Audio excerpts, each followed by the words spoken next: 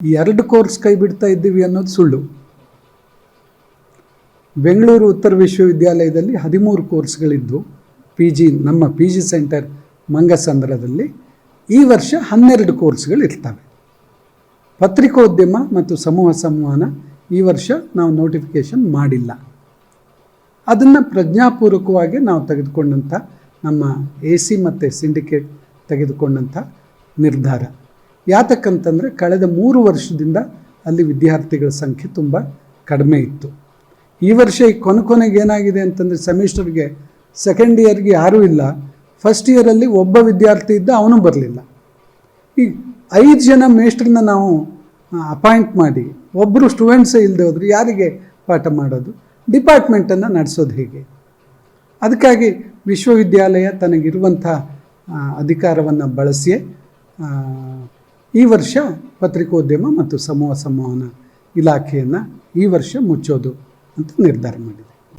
ಹೃದಯ ರೋಗ ಮತ್ತು ಹೃದಯ ಶಸ್ತ್ರಚಿಕಿತ್ಸೆ, ವ್ಯಾಸ್ಕ್ಯುಲರ್ ಶಸ್ತ್ರಚಿಕಿತ್ಸೆ, ಸಮಗ್ರ ಹೃದಯ ಆರೈಕೆ ಸೇವೆಗಳಿಗಾಗಿ ನಿಮ್ಮ ವಿಶ್ವಾಸಾರ್ಹ RL Jalappa Narayana heart centre, STUMC campus, Tamaka, Kolar.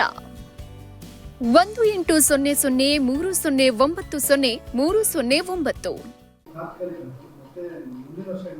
ಗೊತ್ತಿಲ್ಲ. ನಾನು ಈ ವರ್ಷ ಇದ್ದೇನೆ. ಈ ಒಂದು ನಿರ್ಧಾರವನ್ನು ತಗೊಂಡಿದ್ದೇವೆ.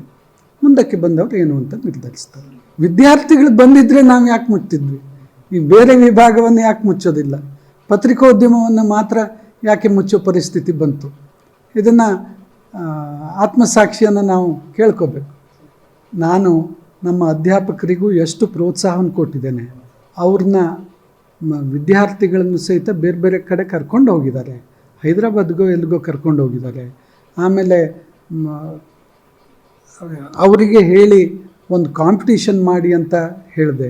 ಸಾಕಷ್ಟು ರೀತಿಯಲ್ಲಿ ಅವರಿಗೆ ಪ್ರೋತ್ಸಾಹ ಕೊಟ್ಟಿದ್ದೇನೆ. ಆಮೇಲೆ ಕ್ಯಾಮ್ರಾ ಬೇಕು, ವಿಡಿಯೋ ಕ್ಯಾಮ್ರಾ ಬೇಕು ಅಂದರು, ವಿಡಿಯೋ ಕ್ಯಾಮ್ರಾವನ್ನು ತರಿಸಿಕೊಟ್ಟು ವಿದ್ಯಾರ್ಥಿಗಳನ್ನೇ ನಾವು ಸೆಳೀಲಿಕ್ಕೆ ವಿಫಲ ಆದರೆ ಏನು ಮಾಡಲಿಕ್ಕಾಗತ್ತೆ? ಸಾಮಾನ್ಯ ನಮಗೆ ಸುಮಾರು 25-30 ಲಕ್ಷ ರೂಪಾಯಿ ಬರುತ್ತೆ. ಯಾರು ಕೊಡ್ತಾರೆ? ಸರ್ಕಾರ ಕೊಡ್ತದೆಯಾ? ಇದನ್ನು ವಿಶ್ವವಿದ್ಯಾಲಯಕ್ಕೆ ಹೊರೆಯಾಗ್ತಾ ಇದ್ದಿದ್ದರಿಂದ, ಅದು ಕಳೆದ 3 ವರ್ಷದಿಂದ ಈ ಪರಿಸ್ಥಿತಿ ಇದ್ದಿದ್ದರಿಂದ ಈ ವರ್ಷ ನಾವೊಂದು ನಿರ್ಧಾರವನ್ನು ಮಾಡಿದೆ. ಅನ್ನದ ದಾರಿ ಮಾಡುವಂಥ ಕೋರ್ಸ್ಗಳನ್ನು ಮಾಡಬೇಕು. ಇಲ್ಲದೆ ಹೋದರೆ ನನ್ನ ಮೇಲೆ ತುಂಬ ಪ್ರೆಷರ್ ಇದೆ, ಬೇರೆ ಬೇರೆ ಕೋರ್ಸ್ಗಳನ್ನು ಶುರು ಮಾಡಿ ಅಂತ. ಆದರೆ ನಾನು ನೇರವಾಗಿ ಕೂಡಲೇ ಯಾವುದೇ ನಿರ್ಧಾರಕ್ಕೆ ಬಂದಿಲ್ಲ.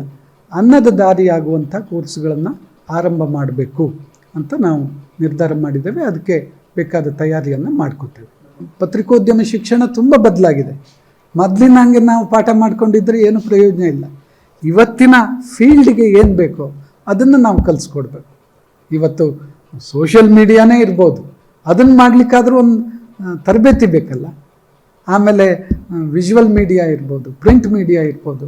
ನಾವು ಹಿಂದೆ 20 ವರ್ಷದಿಂದ ಹೇಳ್ತಾ ಇದ್ದ ಮಾಧ್ಯಮಕ್ಕೂ ಇವತ್ತು ತುಂಬ ವ್ಯತ್ಯಾಸ ಇದೆ. ಆಧುನಿಕವಾಗಿ ವಿದ್ಯಾರ್ಥಿಗಳನ್ನು ತಯಾರು ಮಾಡಲಿಕ್ಕೆ ಪ್ರಯತ್ನವನ್ನು ಮಾಡ್ತೇವೆ.